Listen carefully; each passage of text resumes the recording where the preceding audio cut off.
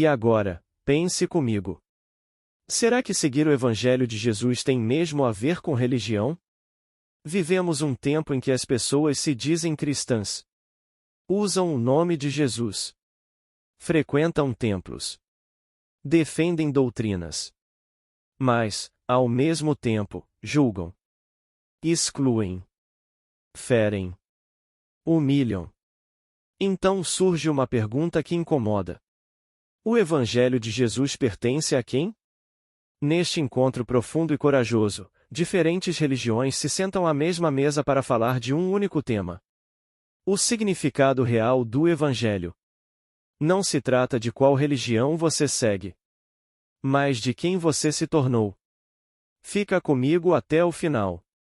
Porque essa reflexão pode confrontar a sua fé e, ao mesmo tempo, libertar a sua consciência. Assista com o coração aberto. Essa mensagem é para todos. Uma boa tarde a todos. Vamos pedir a Jesus que continue nos iluminando, nos assistindo, para que possamos cada vez mais transformar esses nossos encontros em afetos, respeito e dignidade para todos aqueles que escolheram o seu caminho para Deus. Nós vamos chamar para fazer parte do nosso grupo, primeiramente o nosso companheiro Hugo Borges, representante do judaísmo, a quem eu peço uma salva de palmas. O Hugo está conosco já há algum tempo, vocês conhecem muito bem, e ele traz sempre uma colaboração muito boa, e eu creio que no tema de hoje ele vai colaborar muito com o nosso trabalho. Seja bem-vindo, meu irmão. Na sequência eu vou chamar a nossa querida Mãe Vanusa Cavalcante, representando os cultos afro-brasileiros, representando também a classe feminina, né, do nosso encontro. Ela faz um papel realmente autêntico e que representa muito bem não só a sua religião, mas também as mulheres entre nós. Seja bem-vinda, mãe, sua bênção.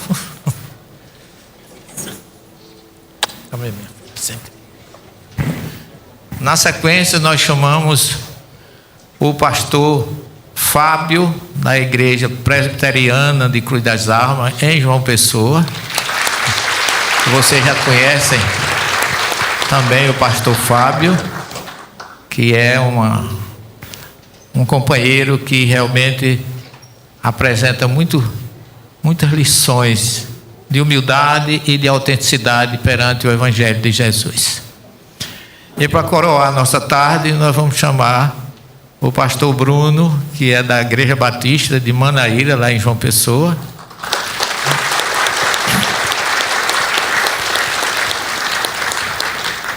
É um pastor que já trabalhou conosco, já se apresentou várias vezes lá em João Pessoa, no centro de convenções.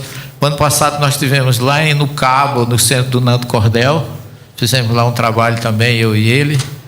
E desta vez, como nós tivemos dificuldade de trazer um representante da Igreja Católica, porque os diáconos todos estavam muito ocupados, aí nós optamos por trazer um pastor, né, dois pastores, uma representante do culto brasileiro, o Hugo, e eu representando a doutrina espírita. Eu queria só saber de Santana como é que a gente está aí na coordenação com relação a tempo, para a gente dividir aqui o trabalho de forma que não atropele muito. 50 minutos? Então eu vou apresentar os meninos e mandar para casa, é isso?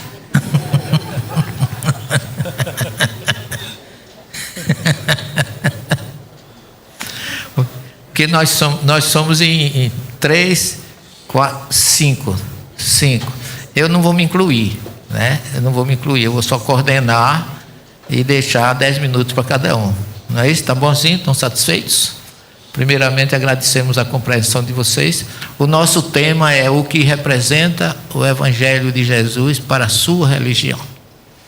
Então eu gostaria de, antes de falar, fazer duas colocações. A primeira é que nós aprendemos na nossa prática diária da convivência e no estudo das religiões que a gente pode ter diferenças, mas isso não impede que nos respeitemos e nos amemos. A gente sabe que cada um tem um caminho para Deus e a gente respeita isso muito bem. E quem frequentou Ciência das Religiões, Hugo foi aluno lá, eu acho que Bruno também foi, chegou Bruno? Não, né? Mas a mãe... né? A gente tinha sempre uma filosofia. Você entra no curso com a sua religião. Aprende o significado das outras religiões. E aqui dentro você não tem religião. Você é estudante das religiões. E volta para sua casa com a sua religião. Então o nosso sistema é a mesma coisa. Todos aqui têm um papel, estão aqui como irmãos queridos. Quando eu olho para eles, eu não vejo religião, eu vejo Jesus, eu vejo Deus nos unindo, como diz o Espírito São Luís, no capítulo 13, item 20, do Evangelho segundo o Espiritismo. Olhemos o outro como um filho de Deus. E na Igreja Católica, que hoje nós estamos sem representante, mas nós tínhamos uma palavra de vida que a gente refletia muito sobre ela, que era: quando a gente estiver em nossas reflexões ou em qualquer situação da vida, vamos procurar ver o Cristo na face do outro. Olhar para as pessoas como se aquela pessoa fosse Jesus. Como é que você vai se comportar diante dessa situação? Então, esses pontos iniciais, como o tema é o que representa o Evangelho para a sua religião, mas como estudioso das religiões, a gente sabe que o cristianismo teve duas etapas distintas. Primeiro, segundo e terceiro século, com o que os estudiosos chamam de cristianismo primitivo, que foi aquela fase de pureza, de cristalinidade, de autenticidade, de martírios, que marcou muito até o concílio de Nicéia no ano 325, quando um romano, imperador chamado Constantino, olha, não confunda, não é Celestino, é Constantino. Então Constantino criou uma influência política muito grande dentro da religião, e aí o cristianismo perdeu realmente muito a sua essência, e que a gente, como representantes do Evangelho, temos a obrigação de resgatar. Esse é o ponto que eu quero deixar, porque como a gente vai dar a palavra para as pessoas falarem a respeito de como elas veem o Evangelho de Jesus, a gente tem que procurar entender essas duas diferenças, se no cristianismo primitivo ou no cristianismo a partir da chamada teologia do Logos, que a gente é que mais nós vivemos hoje, né? Que é uma teologia que eu respeito em parte, porque aqueles que foram os elaboradores da teologia do Logos, todos conheciam o Evangelho, mas nem todos eram judeus, não participaram na autenticidade do cristianismo primitivo. Então, por isso que a gente teve percalços aí, que não é o caso da gente julgar, mas só para uma questão de situação do tema, e que a gente tenha consciência de como vamos assimilar os ensinamentos desse Evangelho de Jesus. Então, eu gostaria de começar passando a palavra para Hugo, porque ele é judeu, e ele deve ter uma visão muito interessante a esse respeito para nós. Eu acho que qualquer microfone aqui está funcionando, tá, Santana? Espera aí, tem um pontinho aqui para você. Pronto. Eu não sou técnico, não, mas dou minhas cacetadas. Boa tarde a todos. Para mim é sempre uma alegria estar aqui, né? Já estamos no 9º ano, viu? Eu estou até conversei com o Severino Celestino, que era uma cadeira cativa aqui, participação, viu? Porque eu não sei quando será o ano que eu não for ser chamado, como é que eu vou me sentir. Então vocês me acostumaram muito mal. O 9º ano aqui, então a gente se sente em casa. Então para mim é um motivo de uma alegria tremenda estar aqui hoje, né? E esse tema, né, quando as missões do professor Celestino, quando manda, né, como é que um judeu vai falar sobre o Evangelho de Jesus, né, falar sobre o tema cristão judeu. E aí interessante como nos instiga a buscar conhecimento, a estudar, a procurar. E a gente entende, e a doutrina espírita me dá muito muita tranquilidade em conversar sobre isso, porque a gente vê muito em algumas vertentes do cristianismo, muito evidente a morte de Jesus. E o Evangelho, dentro da sua particularidade, trata sobre a vida dele, né? Então, não necessariamente como ele morreu, mas como ele viveu. E aí entra o ponto de convergência. Ele viveu como judeu, né? E aí eu disse, então vamos falar sobre a vivência de Jesus a partir dos Evangelhos. E a gente sabe que Jesus, ele sempre... Primeiro, contextualizar, né? Jesus estava na Judéia, sob o domínio romano, e a opressão muito grande, muito sofrimento, e o povo judeu ansiava a vinda do Mashiach, né? Então, Mashiach ben David precisava chegar, e qualquer resquício, o Mashiach é o rei ungido que viria libertar o povo judeu da opressão romana. Então, o povo judeu estava procurando encarecidamente. Eu costumo dizer que houve muitos Jesuses da época que lutaram para que saísse da opressão. Porém, o que nos chegou foi o Jesus de Nazaré, filho de Maria, filho de José, e que trouxe bastante ensinamento com relação principalmente ao amor, que é uma das máximas do judaísmo. Nós temos, para quem não sabe, ou para quem sabe também a gente reforça, Moisés recebeu 2 tábuas no Monte Sinai, né? E aí ia ser só uma, mas aí Moisés perguntou, né, quanto é? Ele fez, é de graça, então me dê 2. E aí a gente tem 10 mandamentos por causa disso, que são 2. Cada uma tem 5. Mas a primeira tábua é justamente o amor nosso para com Deus. E a segunda tábua é o nosso amor para com o nosso semelhante. Se a gente tiver essa percepção, dê uma olhadazinha com relação ao que designa cada mandamento, e vocês terão essa questão.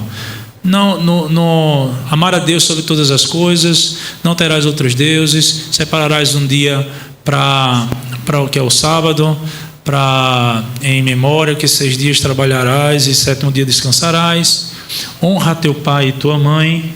Inclusive a gente nas sinagogas a gente costuma dizer, poxa, porque o pai e a mãe está do lado da tábua que é designada a amar a Deus? Porque o pai e a mãe são representantes de Deus na terra. Então honrá-los é o mesmo que honrar diretamente a Deus.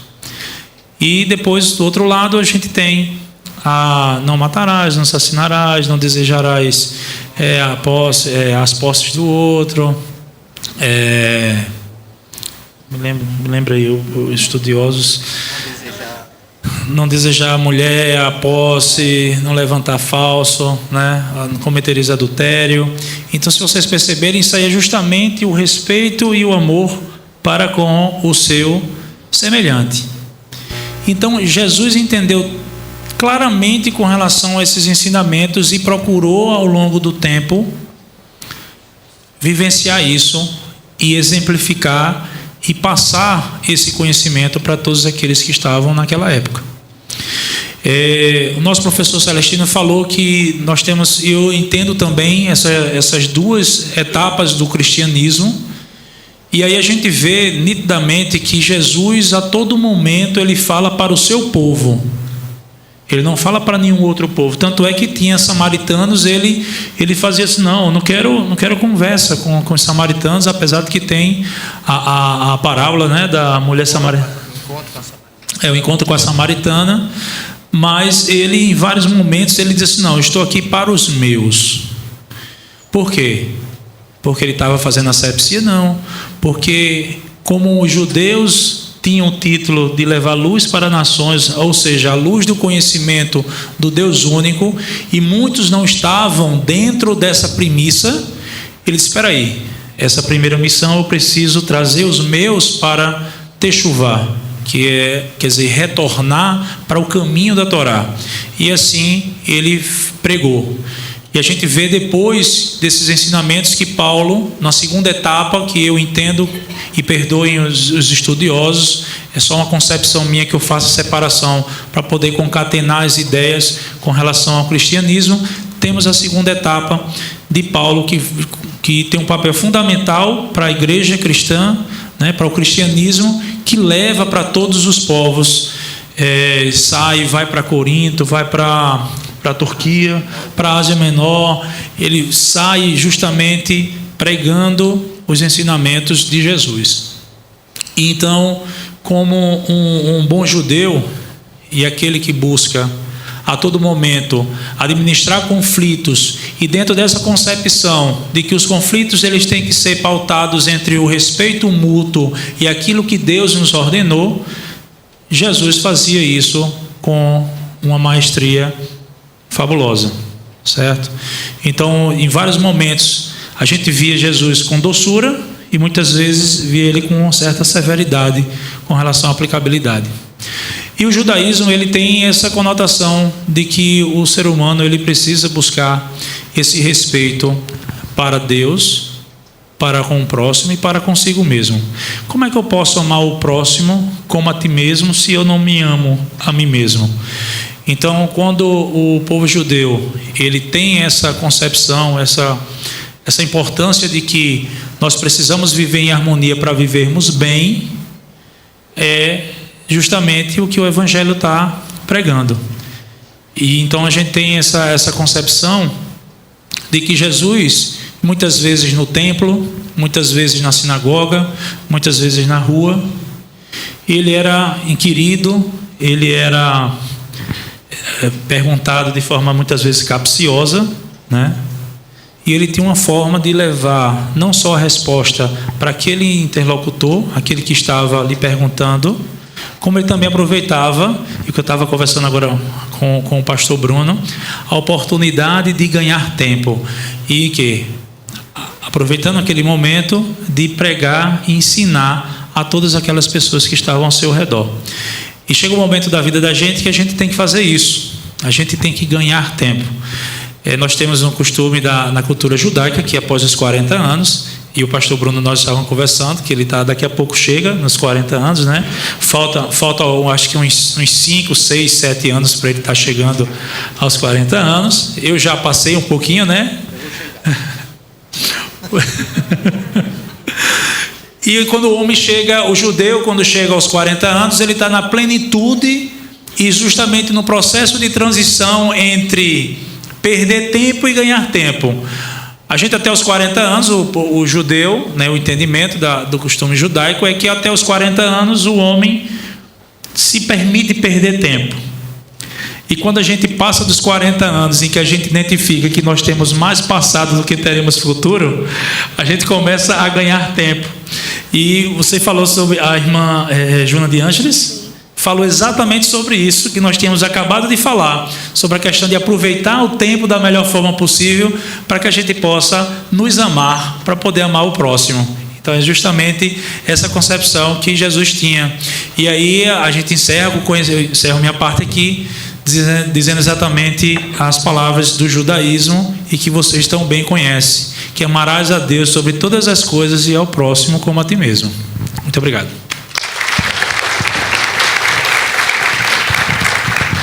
Agradecemos ao Hugo e endossamos as palavras dele, que com a medida que a gente vai aprofundando o nosso conhecimento, a gente descobre que toda a dificuldade como cristão que a gente tem de não conhecer Jesus ou não conhecer muito bem a sua mensagem, vai exatamente do fato de a gente não conhecer o judaísmo, esquecer que ele nasceu, viveu e morreu como judeu. Eu concordo plenamente com essas suas palavras, Hugo, e agradeço demais.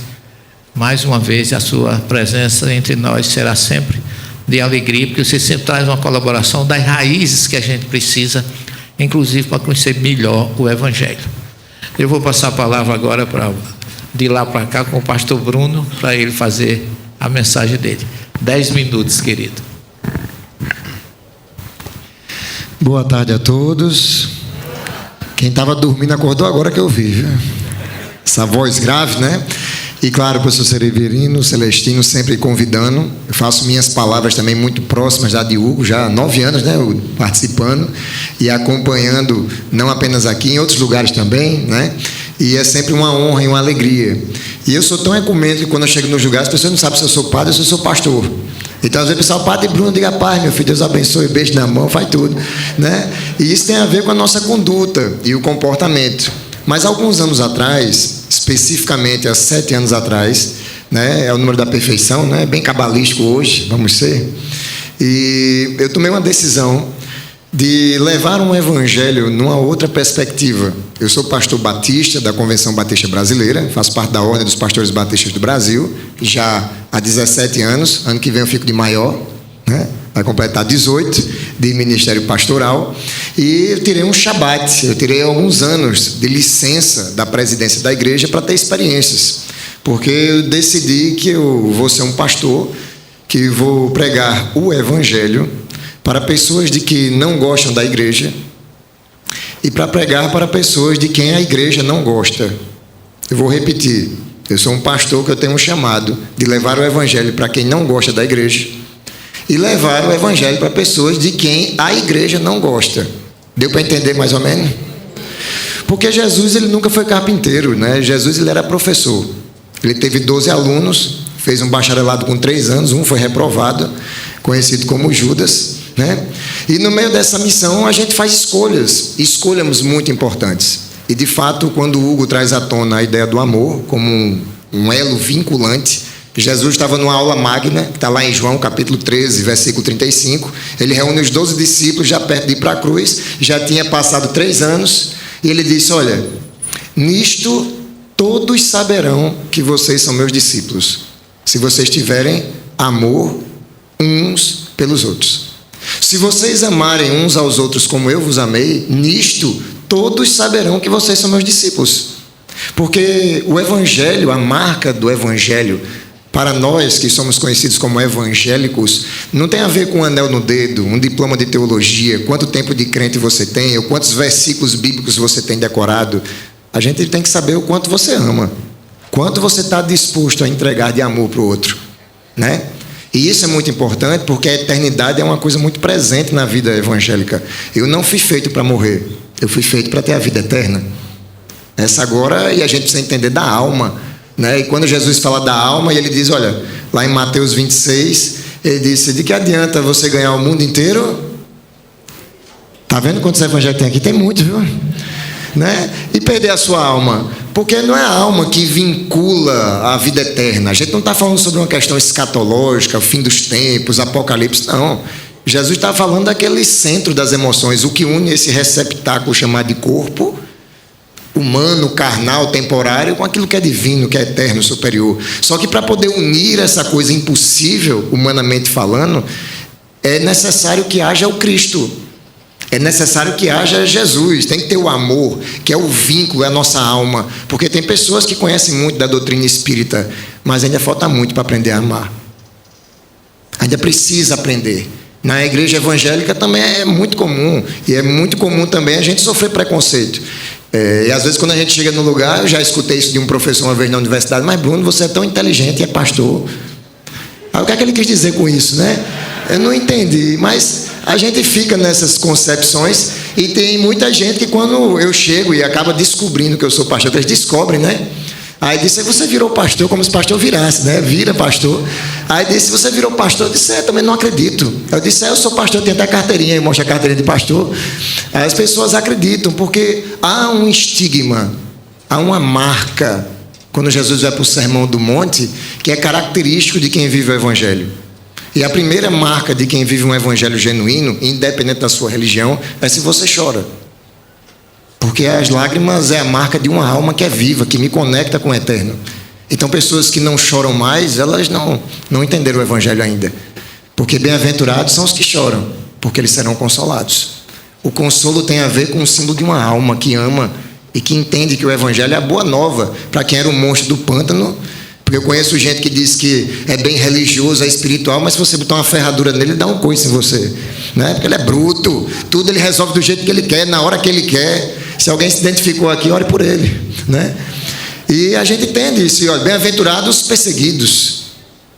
Bem-aventurados que têm fome e sede de justiça, porque eles serão saciados. Bem-aventurado você quando for caluniado. Bem-aventurados são aqueles que pregam a paz, que são pacificadores. Aquelas pessoas que querem a justiça a todo custo, essas pessoas já perderam a alma há muito tempo. Ganharam o mundo inteiro, dão até palestra no MIEP. Diga amém, irmão. Mas perderam a alma.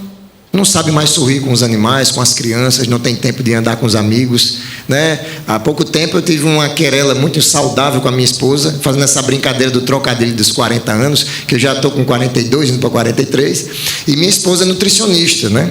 E ela me levou obrigado a fórceps, né? Aí numa nutróloga para ver os exames médicos de saúde, e ela, eu quero ver, você não se cuida, você anda para um lado para o outro. Eu disse, eu oro, mulher. Ela disse, eu como o que eu posso, assim que é viável. Não, porque você já passou dos 40, tem que se cuidar. Se alguém tem mulher aqui, com certeza está se identificando comigo. E aí quando eu cheguei, fui fazer e saiu o relatório, depois do exame de sangue, estava lá, idade biológica, 23, e o dela 48. Aí eu disse, está vendo, a nutricionista está cuidando do corpo, mas está perdendo a alma. Eu estou com alma de 23. E essa brincadeira é porque o Evangelho, ele é uma caracterização daquilo que a gente acha de mais importante. E dentro da Igreja Batista, nós temos um princípio fundamental. Nós não estamos aqui para converter ninguém.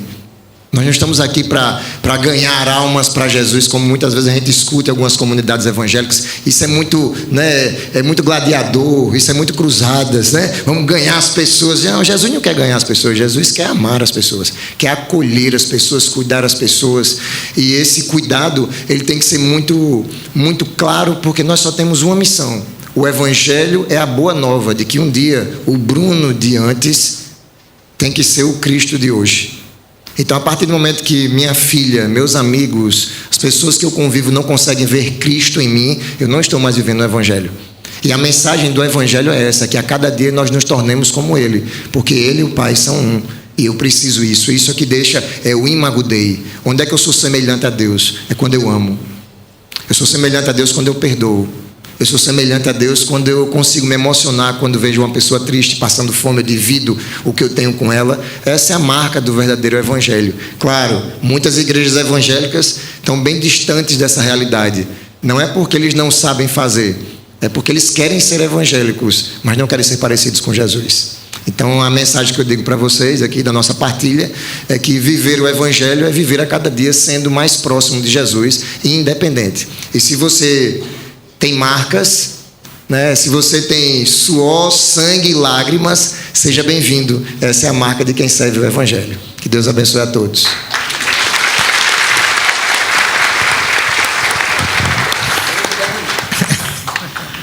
Meu pai dizia, falou pouco, mas falou bom. Não é? Eu transfiro a observação do meu pai para você, querido. Mais uma vez, te agradeço por nos atender, que eu e Santana, nesses últimos dias, a gente quase não dorme atrás de pessoas para trazer para cá, não foi, Santana? Era ela em Campina Grande e eu em João Pessoa. Mas graças a Deus, Jesus fez com que você e o pastor Fábio estivessem aqui com a gente, e nós vamos ouvir o pastor Fábio, e no final eu faço as observações que eu acho pertinentes.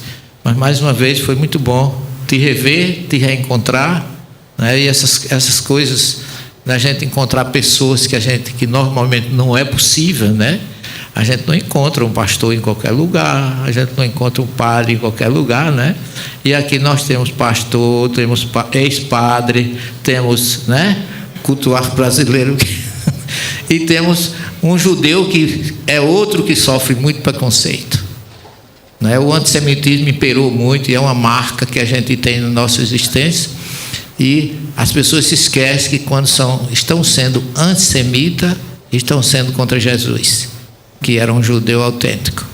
Então eu vou passar a palavra ao pastor Fábio, 10 minutos, para a gente dar continuidade ao nosso encontro da tarde. Boa tarde a todos e todas. Então, eu gostaria de começar com... Eu sou da igreja presbiteriana, é claro, né? Igreja reformada, faço parte do colégio, do clero, e eu gostaria de deixar a expressão de Lutero sobre esse entendimento do Evangelho. Eu acho bem interessante para a gente refletir hoje, nessa tarde.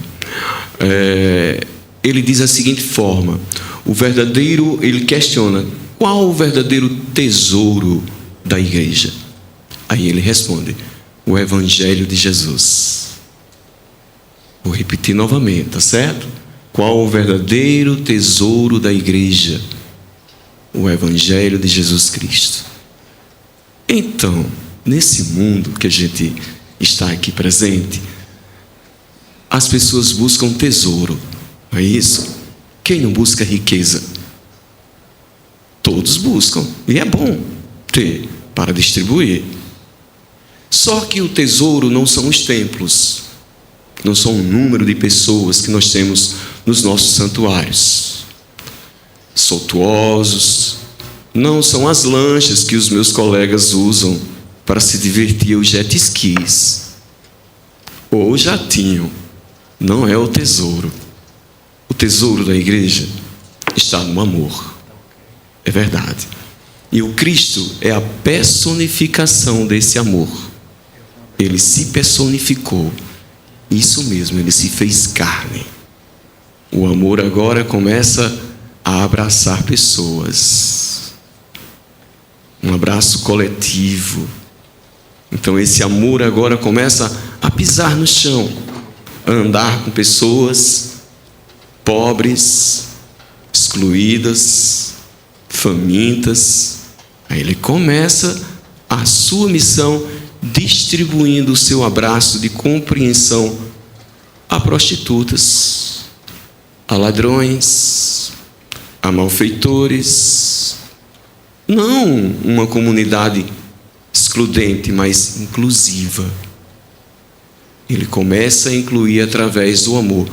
Eita, Lutero não sabia nada disso, era outra sociedade. Mas parece que é tão presente hoje que o verdadeiro tesouro da igreja é o amor. Quando percebemos que esse tesouro que as pessoas buscam, essa preciosidade, essa expedição, marítima, em busca do caça-tesouro. Eu sou professor, eu me orgulho do exercício da docência, mais do que o sagrado ministério. Eu acho que eu, em uma sala de aula, estou muito mais produtivo ou proativo do que dentro de um púlpito numa igreja. Ali eu aprendi a amar muito mais. Quando uma criança olha para mim e diz assim: eu estou com fome, e eu digo: eu tenho comida para lhe dar. Ou quando ele diz: eu quero conversar com o seu pai, você está muito rebelde, e ele levanta a cabeça para mim e diz assim: meu pai não está vivo. Sua mãe, então? Eu não moro com minha mãe, eu moro com minha avó. E aquele meu puritanismo de sala de aula pedagógico, querendo tornar as coisas bem no prumo, vai de água abaixo. E digo para ele: me dá um abraço, eu te amo. Desculpa, eu não sabia disso. Aí eu vou entender o porquê ele é tão interativo dentro de sala de aula, porque ele joga tanta peteca, ou porque ele anda tanto querendo chamar a atenção de alguém e que ele dê um abraço. Quando a gente entende esse tesouro, a gente começa a distribuir. E é um tesouro que a gente não consegue acumular, não é? Não tem bolso. Os amigos não vão ver. A vizinhança não vai ver. Porque ele é invisível. Mas ele se mostra também em quê? Em atos. No olhar, no abraço, no acolhimento. Então, o maior tesouro da sua vida é o amor que foi derramado por Jesus no seu coração. Por isso que ele diz assim, que aonde estiver o teu coração, está o quê? O seu tesouro. E o seu coração está onde? Calma. Calma. O seu coração está onde? Aonde está seu tesouro? É no Evangelho? É. Porque o amor traz vida ao moribundo. O amor ressuscita. Não é aquela ressurreição que você vai... Como eu já vi isso, né? Um irmão queria que o outro ressuscitasse o outro na hora e pegou até na mão do esquife. Eu digo, Jesus, e agora? E a mãe chorando, eu digo, meu Deus. E ele levanta. Aí chegou uma pessoa bem humilde que não era evangélico, né? Aí olhou, que é um espírita, para o familiar e disse assim: eu posso lhe dar um abraço fraternal, porque o seu filho desencarnou e está em outro plano. Eu achei aquilo tão lindo. E ele deu aquele abraço demorado na família. E ela foi consolada. Isso foi agora há pouco. O filho perdeu a vida por envolvimento no tráfico de drogas. Triste. Mas ele foi consolado pelo amor de um irmão que chegou, que não era a sua confissão de fé, era um espírita, mas que compreendia o evangelho de vida, o evangelho de amor. Ele encarnou, personificou esse amor. Eu vou amar. A partir desse momento eu vou praticar esse amor. E é claro, esse amor tem ações. São as obras. Os atos e as obras são amor. Esse ato, a prática da obra. Porque o amor é isso. Só o discurso, só a oratória é muito lindo, né? Tudo muito bonito, o microfone na mão e a gente falando. E a prática desse amor? E o dia a dia de amar os inimigos e de perdoar quem lhe faz mal. Eu estive nesse auditório aqui em um evento há uns 3 anos atrás. Quando eu cheguei na minha cidade, eu fui emboscado. Por 4 homens me espancaram. Eu resolvi perdoar e amar. Não foi fácil. Não foi fácil. Eu resolvi amar. Fiquei tão magoado no momento, mas depois começou aquela voz no meu coração e na minha mente: olha, o seu coração precisa liberar o amor, o perdão. Eu perdoei. Comi com eles, servi a família. Fiquei bem. Comecei a ver em outra perspectiva, ou seja, evoluir, não é? A vida é uma evolução. É o degrauzinho do amor. A gente vai subindo ele. E você tem essa condição, porque você tem luz. O Evangelho, ele é amor.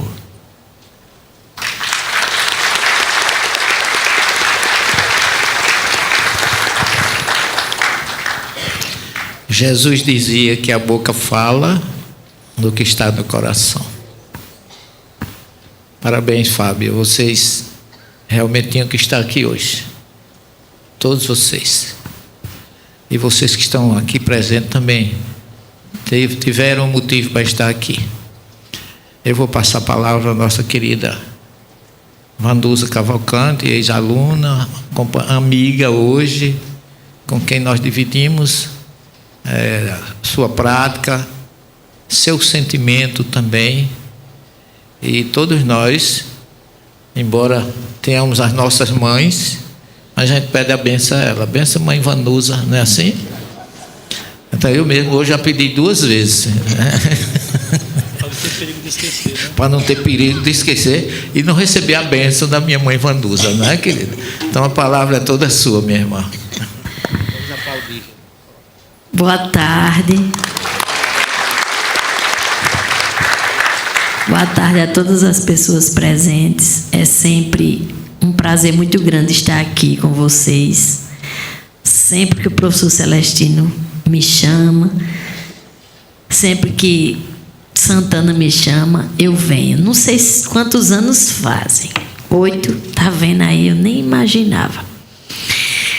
Mas por que é um prazer?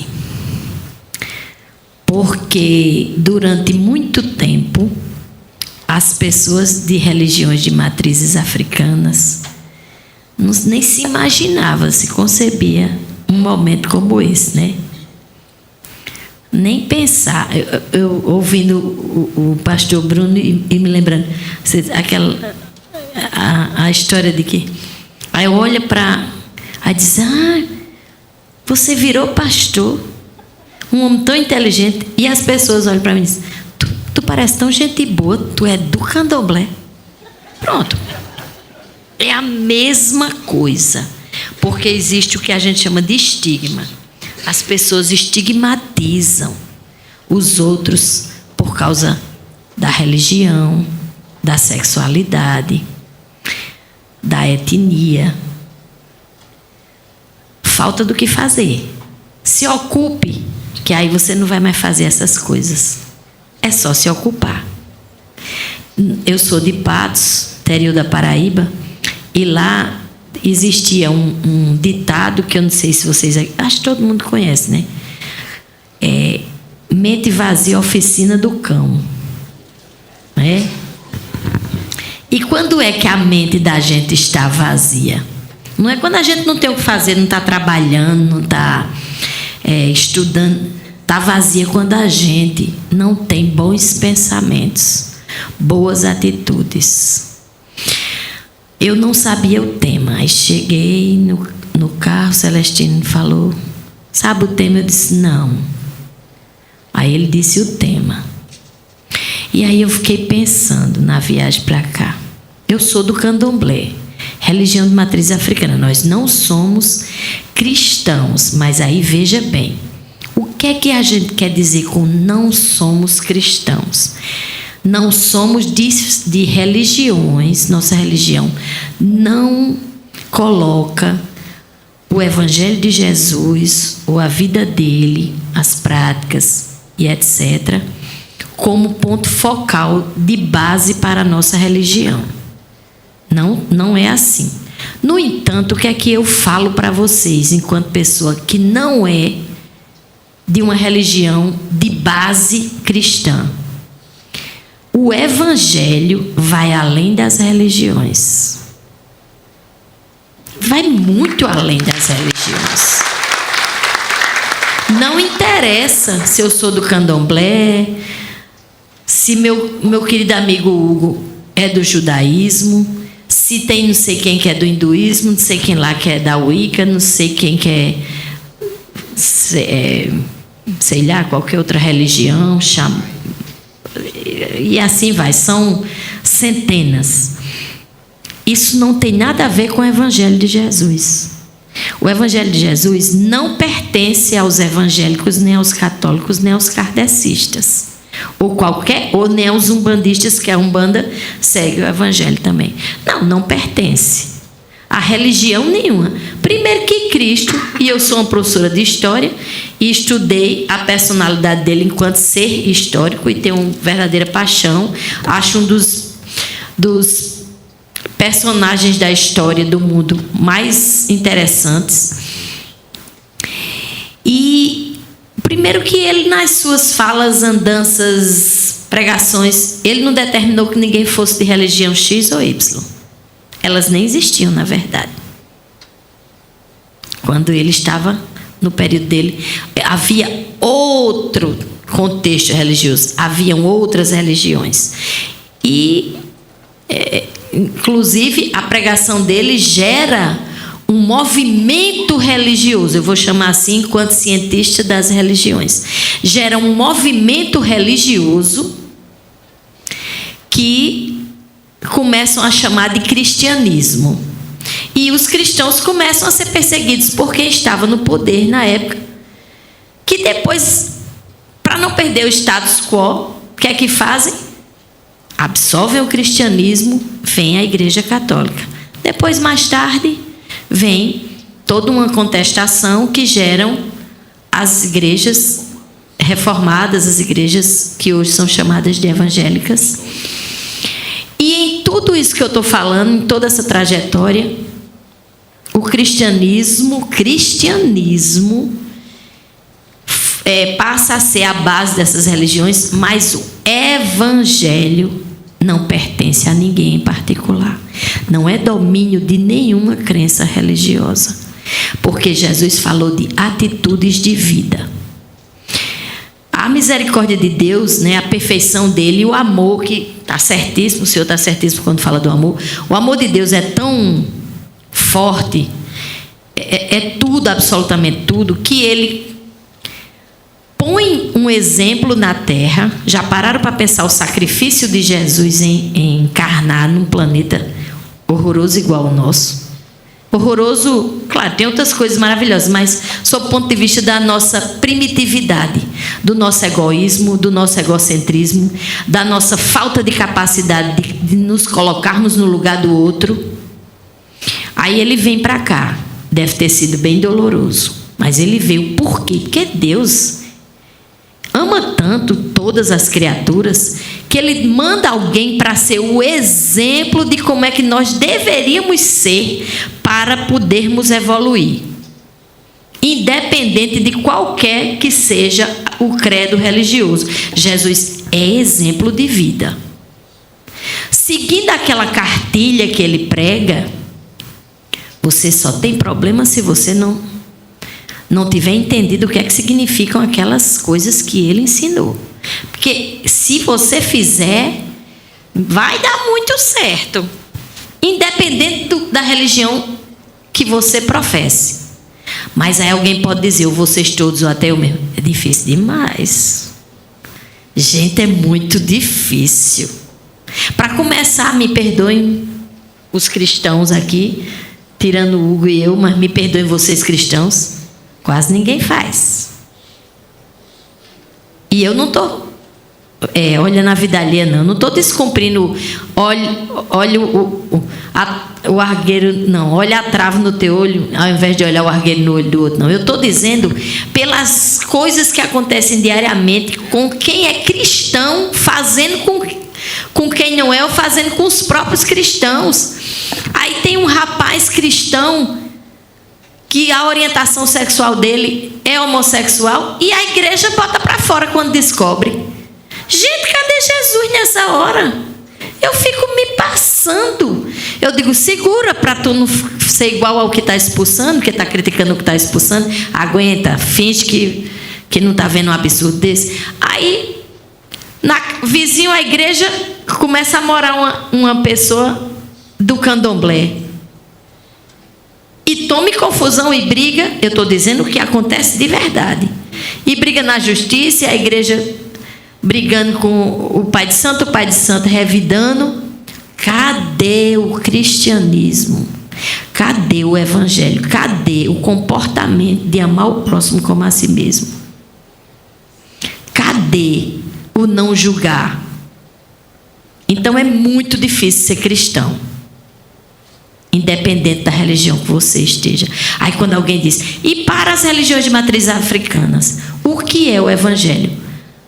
Código de conduta para você buscar o máximo possível se aproximar de Deus, para que você atravesse seu tempo aqui nesse planeta de prova e expiação, tendo condições de na próxima vida, seja onde for, você ter amenizado a sua desumanidade.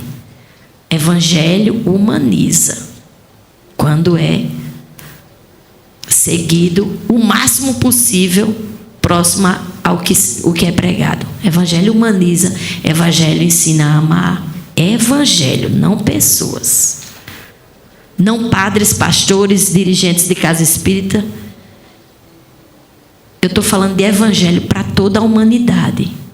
Até porque quando a gente começa a observar o comportamento de pessoas que não são de religiões cristãs, ditas cristãs, eu encontro tantos evangélicos, ou tantos evangelistas, ou tantos cristãos não declarados, e que nem sabem que estão se comportando como cristãos, como deveria um cristão ser. Eu encontro dentro dos terreiros constantemente isso.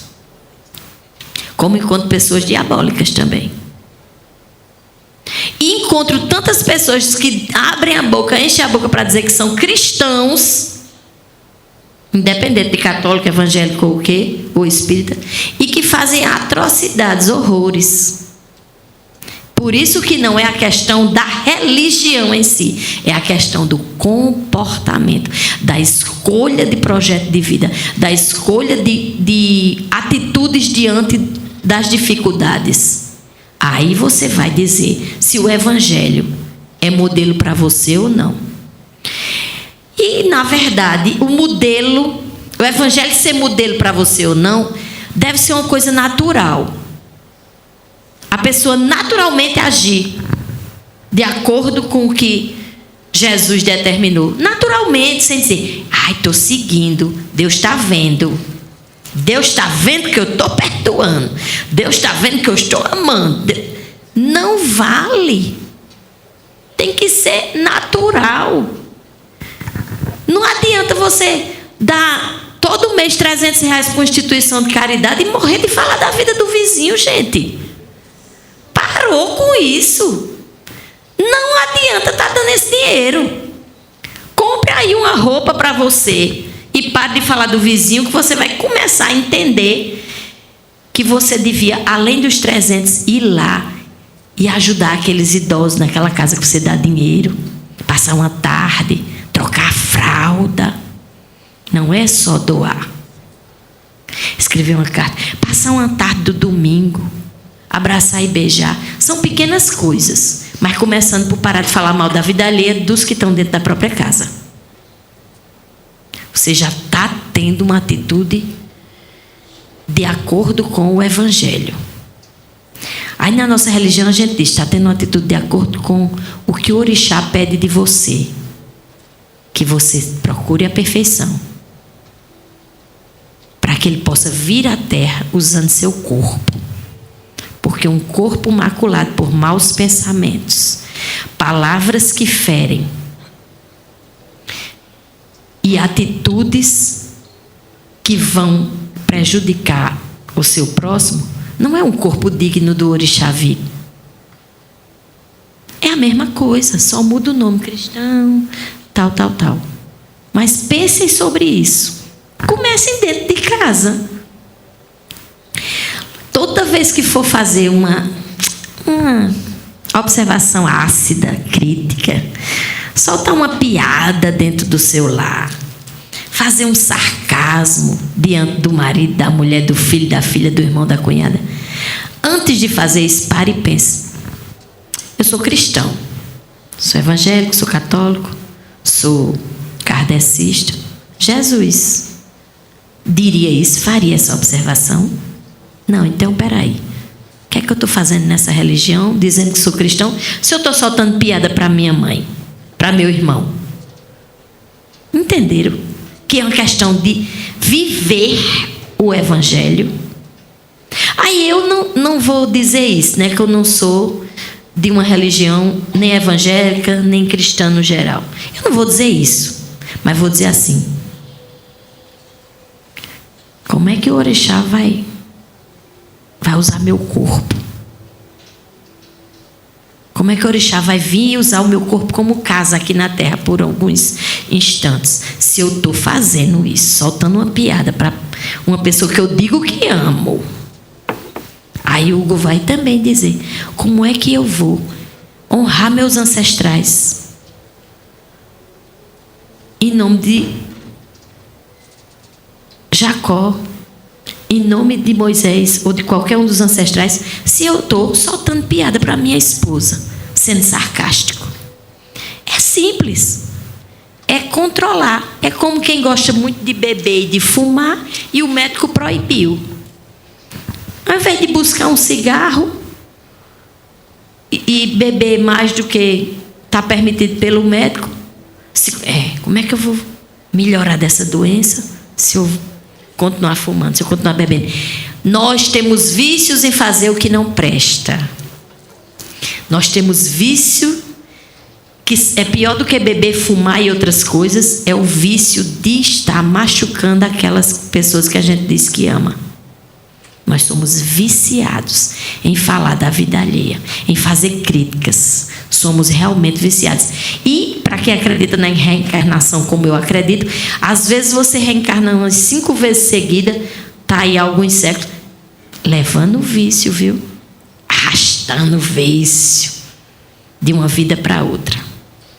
Então, comecemos a buscar se despreender deste vício de fazer o mal ao próximo, porque fazer o mal ao próximo não é só matar, roubar, violentar, não. Fazer o mal ao próximo é estar ali criticando, espezinhando, estar ali falando da vida do outro porque não tem outra coisa melhor para fazer, é estar ali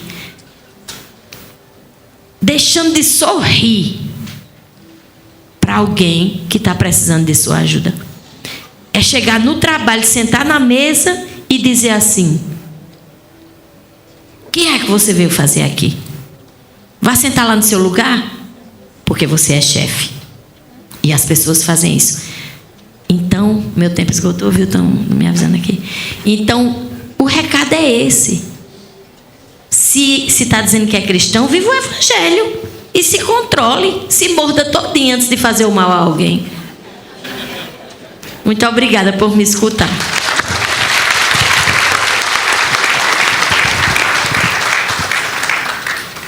Pessoal, eu estava refletindo aqui, ouvindo esses queridos irmãos e pensando: quem hoje, durante o carnaval, está tendo essa atitude de receber o diferente na sua casa?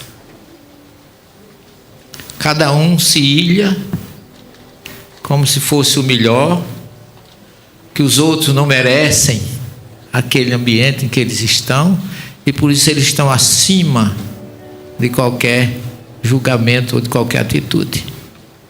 Mas eu queria dizer rapidamente, que o nosso tempo já estourou, a felicidade que me invade de eu poder estar aqui, em nome da doutrina espírita, abrindo os braços e o coração para receber esses irmãos, que antes de serem meus irmãos, são filhos de Deus. Mas isso não começou de graça.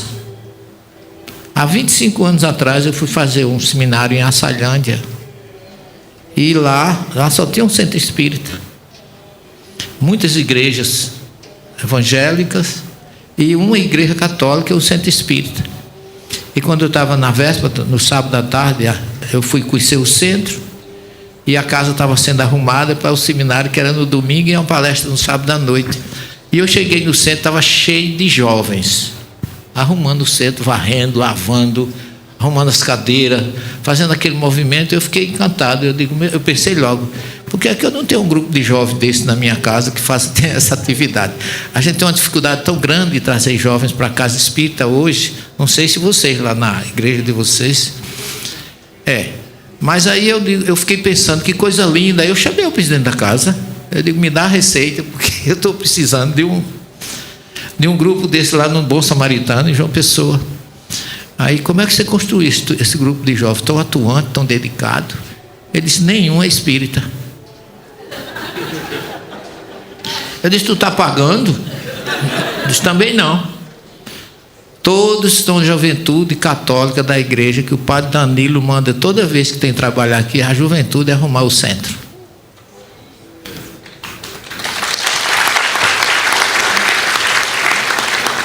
Eu tomei um choque, porque eu ainda estava egrégio de um seminário fechado, uma religião muito fechada. Eu já era espírita, já livre de muitos dogmas, muitas coisas, mas ainda tinha aquele negócio. Agora, na doutrina espírita, eu me encontrei, é a melhor, e eu vou ficar nela. Essa era a minha. Aí a atitude do padre Danilo, e não ficou só nisso. À noite ele veio assistir a minha palestra. Eu falei da tradução do hebraico para o português do Pai Nosso. Fiz uma interpretação, e quando terminou, não tive um certo limite, entusiasmei, eu acho que eu disse coisa que nem devia, mas falei tudo. Quando terminou, aí o apresentador, assim, bem entusiasta, como Santana, chegou e disse assim: olha, nós queríamos agradecer a presença do prefeito, do juiz da cidade, olha o nome do juiz, doutor Caridade, que era o nome do juiz, e do padre Danilo. Eu digo: matei o padre. Eu pensei, né? Mas lá vem o padre Danilo, 1,80 m, essa coisica aqui no pé da parede. Quando eu olhei, eu tive vontade de fugir pela lateral da porta. O padre parecia uma porteira. O padre chegou para mim e disse assim: professor, parabéns pelo seu trabalho. Aí pegou o carrossel, naquela época dela era carrossel de slide, quem é professor sabe disso. Ele disse, olha, em torno do carrossel estão os slides, que são as religiões. No centro está Deus. Quando as religiões se concentrarem e reencontrarem o centro, vão se extinguir, porque não precisará mais de caminhos diferentes para chegar a Ele. E disse, o senhor se incomoda que amanhã eu venha tomar café da manhã com o senhor aqui no centro? Eu com vontade de pedir perdão ao padre. E a partir dali eu vi que uma atitude vale mais do que 1000 palavras, de 1000 conhecimentos. E aí eu fui ler a doutrina espírita com uma visão diferente da que eu li até então, que era uma visão, vamos dizer, concentradora. Aí vi Kardec dizer que o ensino moral de Jesus é o ponto onde todas as crenças podem se encontrarem.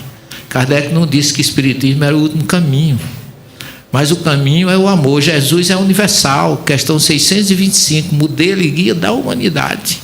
Então o que nós estamos fazendo aqui é comprovando na prática que a gente pode se amar. Eu não posso ver Hugo como judeu, como se fosse uma coisa que me passaram de antissemitismo, de desrespeito, porque o judeu é isso, é a que matou Jesus. Aí você vai ver a Via Sacra, não tem um judeu, é o soldado romano que está levando ele. Então, as verdades é que nos levam a nos libertar.